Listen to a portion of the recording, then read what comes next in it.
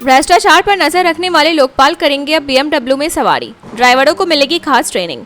भ्रष्टाचार की जांच करने वाले लोकपाल अब 70 लाख की BMW 3 सीरीज 330 Li कारों में सफर करेंगे। इसके लिए 7 BMW कारों का टेंडर जारी किया गया है। साथ ही ड्राइवरों को कार के इलेक्ट्रॉनिक सिस्टम और संचालन के 7 दिन की ट्रेनिंग भी दी जाएगी। टेंडर 16 अक्टूबर को जारी हुआ था और यह 90 दिनों तक वैध रहेगा। शनिवार वारा में मुस्लिम महिलाओं की नमाज से मचा बवाल, बीजेपी सांसद ने कराया शुद्धिकरण। पुणे के ऐतिहासिक शनिवार वारा में मुस्लिम महिलाओं द्वारा नमाज पढ़े जाने के बाद विवाद बढ़ गया है। भाजपा सांसद मेधा कुलकर्णी ने इसे धरोहर का अपमान बताते हुए शुद्धिकरण कराया। शिवसेना और अजित पवार के एनसीपी ने सांसद पर कार्रवाई की मांग की है। घटना ने महाराष्ट्र की राजनीति में नया तूफान खड़ा कर दिया है। जम्मू में आतंकियों की तलाश जारी, घने जंगलों में छिपे विदेशी आतंकी बने चुनौती। जम्मू क्षेत्र में रोजाना 100 से अधिक आतंकवाद विरोधी अभियान चलाए जा रहे हैं। आईजीपी भीमसेन टूटी ने बताया कि विदेशी आतंकी घने जंगलों में छिपे हैं और उन्हें खत्म करने की कोशिश जारी है। उन्होंने पुलिस स्मृति दिवस पर शहीद जवानों को श्रद्धांजलि दी और कहा कि बलिदानियों की वजह से ही सीमाएं सुरक्षित हैं। महाराष्ट्र एनडीए में फूटा घमासान, बीजेपी सांसद के शुद्धिकरण पर शिवसेना एनसीपी ने जताई नाराजगी। शनिवार वारा विवाद को लेकर महाराष्ट्र एनडीए में दरार गहराई है। बीजेपी सांसद मेधा कुलकर्णी द्वारा गोमूत्र से शुद्धिकरण किए जाने पर शिवसेना और एनसीपी ने नाराजगी जताई है। दोनों दलों ने भाजपा से सांसद पर लगाम लगाने की मांग की। स्थानीय निकाय चुनावों से पहले यह विवाद एनडीए के भीतर तनाव बढ़ा रहा है।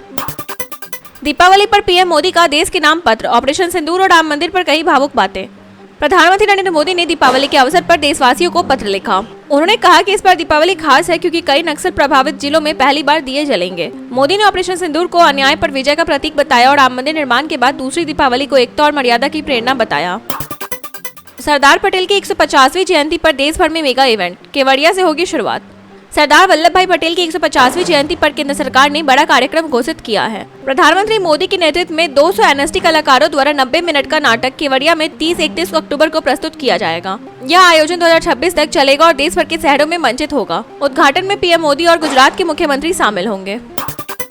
कर्नाटक में आरएसएस विवाद बढ़ा, मंत्री प्रियंका खड़गे बोले राज्यकर्मी संघ कार्यक्रम में नहीं जाएंगे।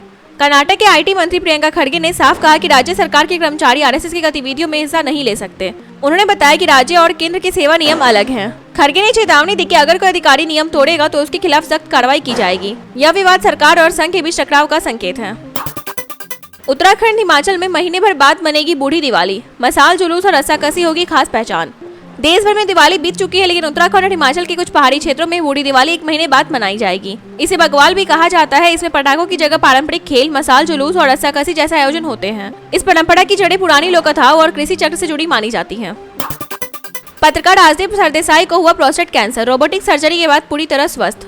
वरिष्ठ पत्रकार राजदीप सरदेसाई ने खुलासा किया कि उन्हें कुछ महीने पहले प्रोस्टेट कैंसर का पता चला था। परिवार और डॉक्टर की सलाह पर उन्होंने अगस्त में रोबोटिक सर्जरी करवाई जो सफल रही। उन्होंने बताया कि अब वे पूरी तरह स्वस्थ हैं और नियमित चेकअप की अहमियत पर जोर दिया। दीपावली को उन्होंने नई जिंदगी का त्योहार बताया। दशरथ मांझी के बेटे भागीरथ नाराज, कांग्रेस से टिकट न मिलने पर राहुल पर तंज।